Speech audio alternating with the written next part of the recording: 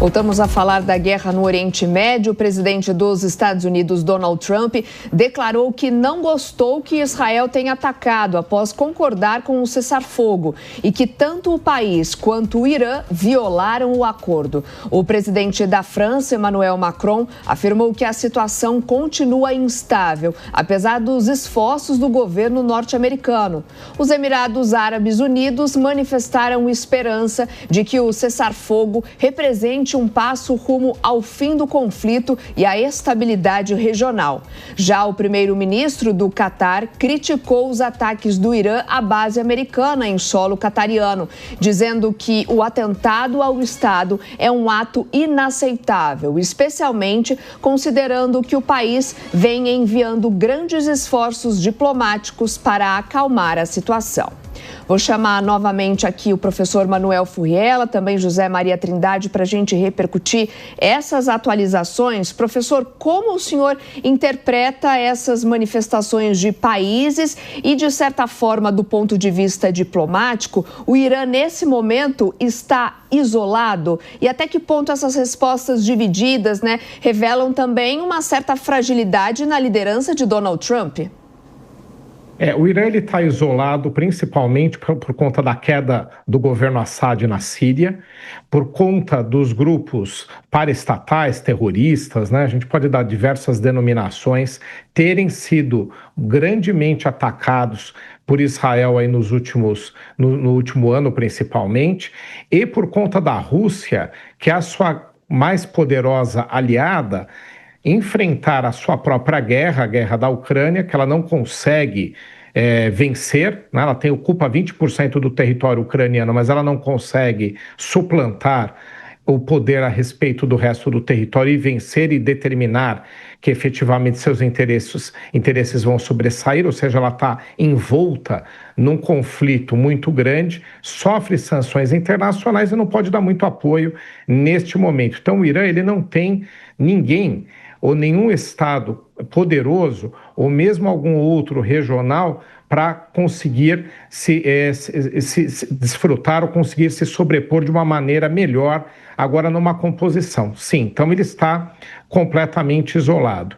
E Israel conta com o apoio americano e indiretamente com o apoio ocidental, que apesar das críticas que foram feitas aos ataques ao Irã, que isso passa por cima da soberania daquele Estado, na verdade todos sabem que uma providência em relação a esse programa nuclear teria que de alguma forma ser endereçada, já que a ONU, Zé Maria também mencionou aqui, vive um momento de tal fragilidade que não consegue encaminhar a reorganização do Oriente Médio segundo seria seu papel.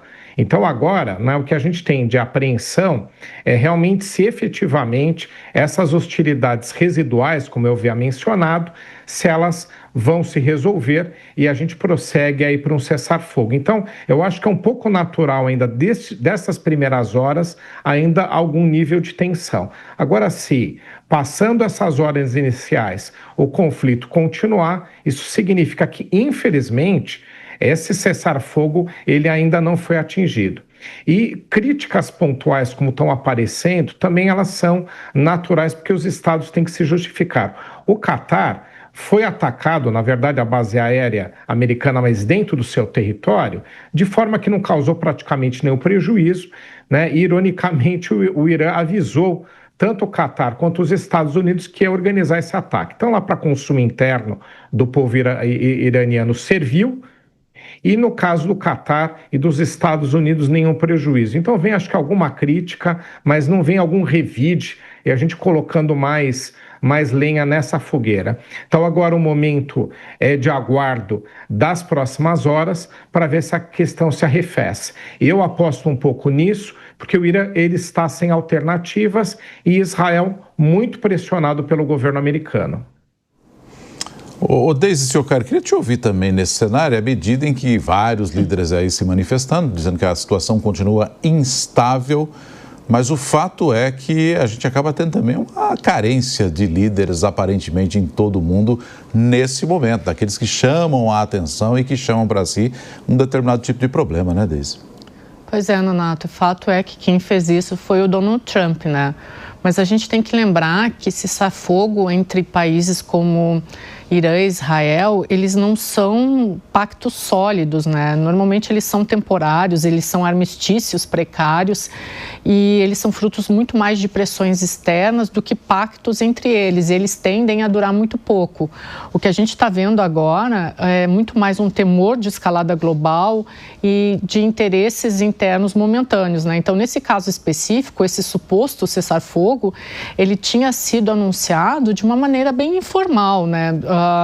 Dependia muito mais, em grande parte, de um acordo bilateral que a gente sabe que tem uma dificuldade muito grande de acontecer, né? Então, o que a gente viu agora foi que Israel continuou mirando alvos estratégicos iranianos, ou seja, esse acordo bilateral ele não aconteceu, ele foi muito mais um anúncio dos Estados Unidos e o Donald Trump aí se posicionando como o líder diplomático desse anúncio, né? Então é o árbitro, é o Trump aqui se posicionando como o árbitro sem fronteiras, né? Uma tentativa de se colocar como um mediador, mas é uma estratégia que ele sempre acaba se posicionando, né? Fato é que na falta de um líder, né? O Trump sempre acaba se colocando nessa posição, na falta de um líder, o Trump assume esse posicionamento. Só que ele carece um pouco também, Nonato, de um respaldo tanto institucional quanto técnico e quanto logístico, né? Porque, por enquanto, foram só as palavras. A gente não tem dados, verificações desse cessar-fogo, verificações de campo e, sobretudo, um reconhecimento internacional da trégua de que isso foi determinado, né? Por enquanto, a gente tem só uma palavra de que, ok, existe um cessar-fogo, mas a gente não tem uma verificação e dados de que esse cessar-fogo aconteceu. E o que a gente tem visto é que eles continuam se atacando. Então, a fragilidade do depoimento do Trump, ela acaba se mostrando mais forte ainda. Agora, Zé, você acha que é um momento muito difícil para a diplomacia, que as divergências de interesses estão tão profundas que a diplomacia não está funcionando, né? Isso não agora, mas nos últimos anos. Pois é, aquela frase atribuída a Churchill, né? Onde estão os homens de coragem? É o que está faltando no momento. E a diplomacia está sem saber exatamente onde apostar e o que fazer. Veja bem, a grande preocupação e as perguntas que sempre são feitas no dia a dia, todos nós, será aí o início da Terceira Guerra Mundial? Eu conversei com especialistas que chegaram a me dizer, nós já estamos no início da Terceira Guerra Mundial.